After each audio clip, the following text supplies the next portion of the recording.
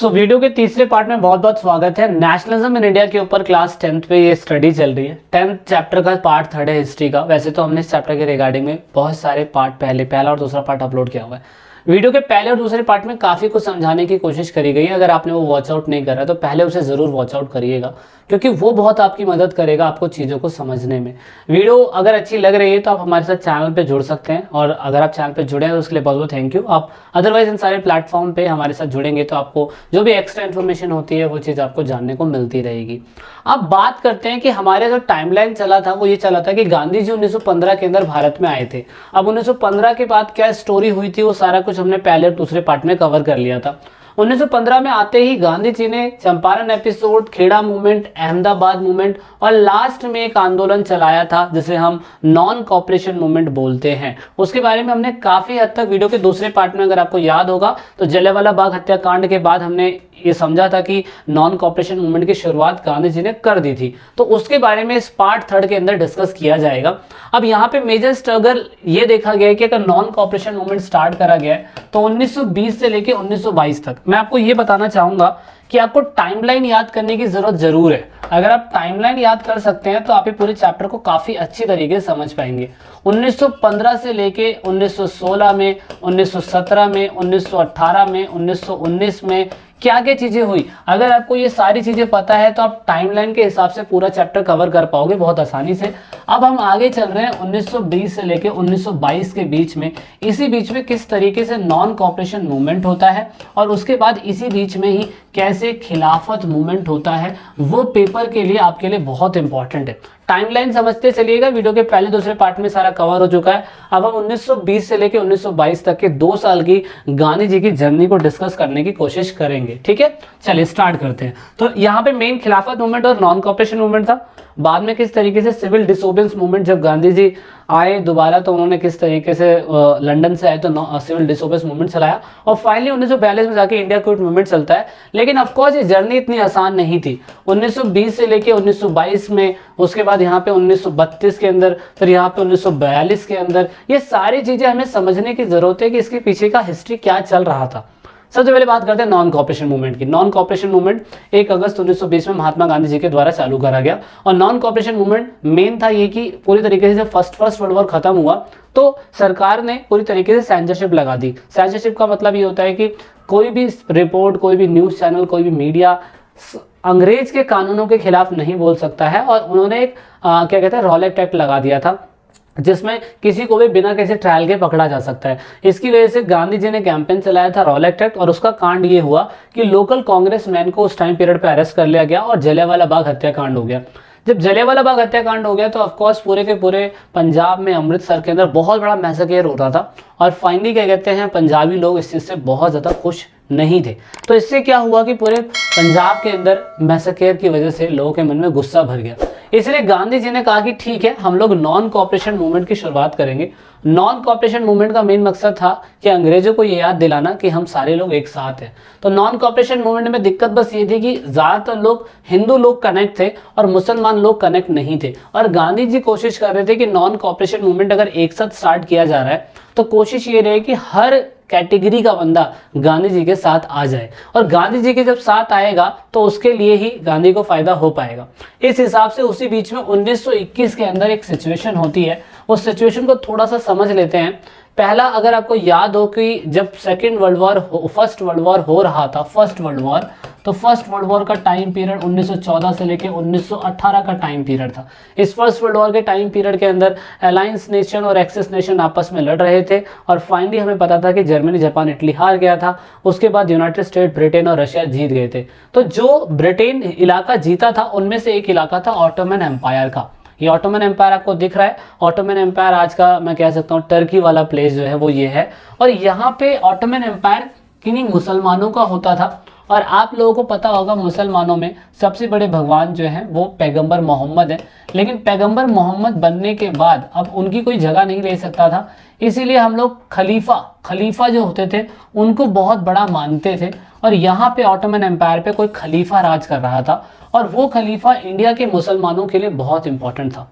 लेकिन प्रॉब्लम क्या हुई, प्रॉब्लम ये हुई कि यहाँ से ऑटोमन एम्पायर से उस खलीफा की पोस्ट खत्म कर दी गई और ब्रिटेन के लोगों का कहना यह था कि ये जगह अब हमारी है, तो ऑफकोर्स यहाँ पे कोई खलीफा राज नहीं करेगा। इसकी वजह से इंडिया के अंदर शौकत अली, मोहम्मद अली और साथ में कांग्रेस के बहुत सारे मेंबर्स ने इंडियन मुस्लिम मूवमेंट चलाया। इसका मेन मकसद ये था कि ऑटोमन एम्पायर के अंदर जो खलीफा होते हैं उनकी पोस्ट को दोबारा से रिस्टोर किया जाए। अब गांधी जी को यहाँ से एक आइडिया मिल गया कि शौकत अली और कांग्रेस के बहुत सारे लीडर और मोहम्मद अली चाह रहे हैं कि उनको दोबारा से रिस्टोर किया जाए, तो दोनों का दुश्मन एक है। नॉन कॉपरेशन मूवमेंट के अंदर भी गांधी जी को क्या कहते हैं, अंग्रेजों से बदला लेना है, और खलीफा मूवमेंट के अंदर भी मुसलमानों को अंग्रेजों से बदला लेना है। तो इस हिसाब से क्या करा, गांधी जी ने कहा कि हम ऐसा कर सकते हैं कि हिंदू और मुस्लिम यूनिटी को दोनों को एक साथ ला सकते हैं। तो इस हिसाब से 1919 से लेकर 1924 तक नॉन कॉपरेशन मूवमेंट चला और साथ में इसी के बीच में खिलाफत मूवमेंट भी चलता रहा। इसका फायदा ये हुआ कि कहा गया कि जितने भी हिंदू और मुस्लिम हैं जो देश में अंग्रेजों के खिलाफ हैं, उनसे यही कहा जा रहा है कि नॉन कॉपरेशन मूवमेंट रखें चालू। इसका मतलब ये है कि जितने स्टूडेंट हैं वो कॉलेज नहीं जाएंगे, जितने टीचर्स हैं वो पढ़ाएंगे नहीं ब्रिटिश स्कूल में। ये भी कहा गया कि जो लॉयर है वो अटेंड नहीं करेगा, क्या कहते हैं, कोर्ट, मतलब नहीं केसेस लड़ेगा। जो काम करने वाली क्लास है वो नहीं जाएगी कहीं शहरों में और गाँव में काम करने के लिए। इवन जितने भी हिल ट्राइब्स थे, जो पहाड़ों के अंदर रहने वाले ट्राइबल्स ग्रुप थे, उनको कहा गया कि आप पूरी तरीके से फॉरेस्ट लॉ है अंग्रेजों का उसको तोड़ें, क्योंकि कहा गया था ना कि अंग्रेजों के द्वारा कि फॉरेस्ट में रिजर्व फॉरेस्ट, कंजर्वेटिव फॉरेस्ट और विलेज फॉरेस्ट जो होते थे वहां पे आपको घुसना नहीं है। लेकिन ऑफकोर्स ट्राइबल ग्रुप को कहा गया घुसो। फार्मर्स को कहा गया, अवध के स्पेशली फार्मरों को, कि अंग्रेजों को टैक्स देना बंद करो। तो ये एक तरीके की वही क्रांति थी जो 1857 में कभी क्रांति हुई थी, और यहाँ पे गांधी जी लोगों को समझा रहे कि नॉन कॉपरेशन मूवमेंट होगा। तो इस तरीके से लुइस फिशर एक व्यक्ति है, क्लास 10th में इसका कोई लेना देना नहीं है तो मैं नहीं बताऊंगा। तो इस तरीके से मैं कह सकता हूँ ये आंदोलन काफी लंबे समय तक बहुत अच्छा चला।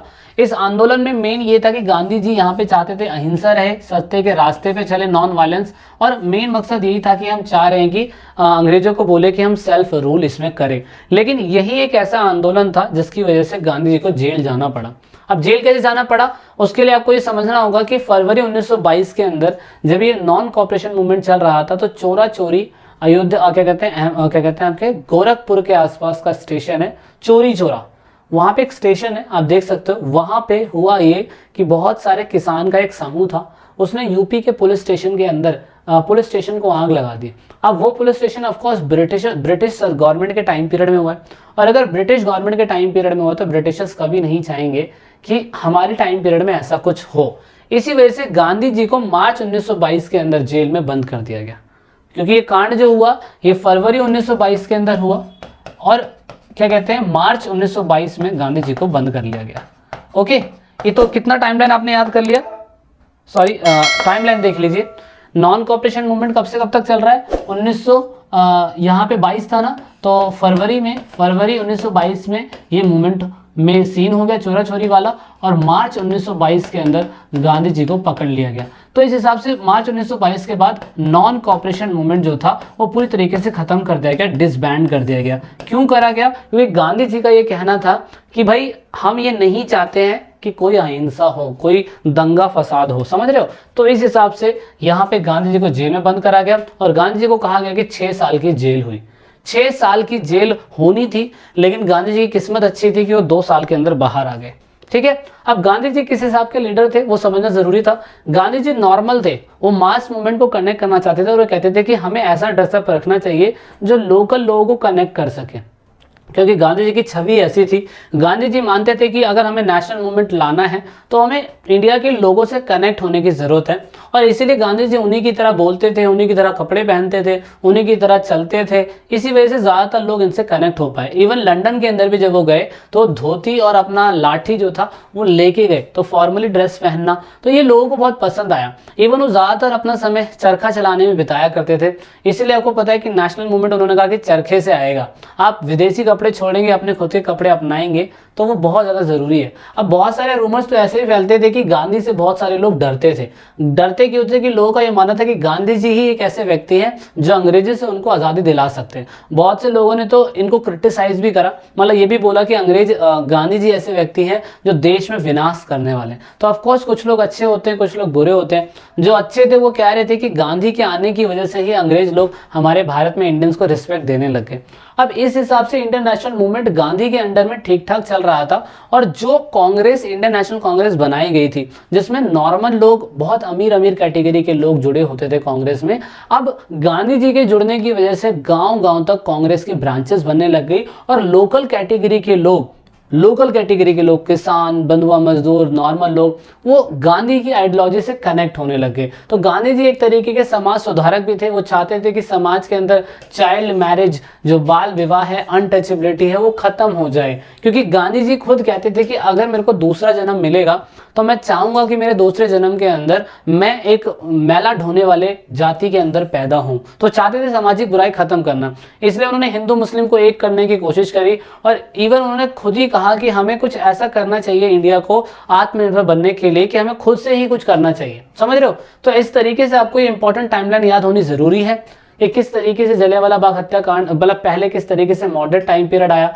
फिर एक्सट्रीमिस्ट, फिर गांधी एरा, एक्सट्रीमिस्ट में लाल बाल पाल आए, फिर गांधी जी ने 1915 के बाद चंपारण, खेड़ा, अहमदाबाद मूवमेंट के बाद जलियांवाला बाग हत्याकांड हुआ। जलियांवाला बाग हत्याकांड के बीच में नॉन कोऑपरेशन मूवमेंट 1920 से 22 चलाया गया, ये 1921 में चलाया गया। उसके बाद यहाँ पे 22 के बाद मार्च 1922 के अंदर गांधी जी को अरेस्ट कर लिया गया। तो ये सारा टाइमलाइन अगर आपको याद होगा क्लास 10th के बच्चों को, तो क्वेश्चन कहीं से भी एग्जामिनर पूछ ले, आप कभी फ्लॉप नहीं होंगे, ना ही आप कभी फेल होंगे। तो इस तरीके से लास्ट आपको समझना था कि गांधी जी को चोरा चोरी कांड के बाद 6 साल की सजा हुई थी, लेकिन ऑफ कोर्स उनको फरवरी 1924 के अंदर गांधी जी को छोड़ दिया गया। और फरवरी 1924 से लेके लास्ट 1928 तक गांधी जी कभी भी पॉलिटिकल एक्टिव नहीं हुए। उन्होंने कहा कि थोड़ी देर राजनीति के लिए मुझे छोड़ देना पड़ेगा, क्योंकि एक साइमन कमीशन वाला सीन हुआ था, गांधी जी उसमें भी नहीं गए थे। और एक सत्याग्रह वाला सीन हुआ था बरदौली के अंदर, गांधी जी उसमें भी नहीं गए थे।